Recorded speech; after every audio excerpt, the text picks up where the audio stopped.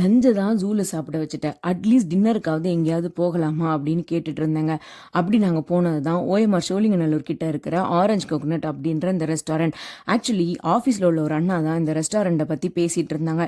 That was a very random discussion. அங்கே ambience நல்லாயிருக்கும், food நல்லாயிருக்கும், நீங்களும் போய் ட்ரை பண்ணி பாருங்களேன் அப்படின்னு சொல்லிட்டு இருந்தாங்க.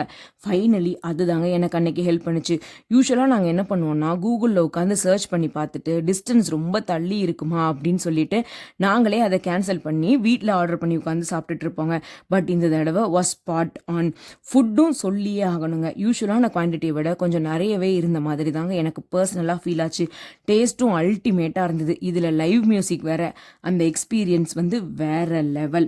அண்ணனுக்கு தாங்க கண்டிப்பாக தேங்க்ஸ் சொல்லியே ஆகணும்.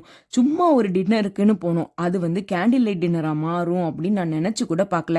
யூஸ்வலாக ரெஸ்டாரண்ட்டுக்குன்னு ஒரு பிசினஸ் இருக்கும்ல, அந்த சர்வ் பண்ணுறவங்க அங்கேயும் இங்கேயும் ஓடிட்டு இருப்பாங்கல்ல, அது எதுவுமே இல்லாமல் ரொம்ப ஸ்லோவாக ரொம்ப பீஸ்ஃபுல்லாக இருந்ததுங்க.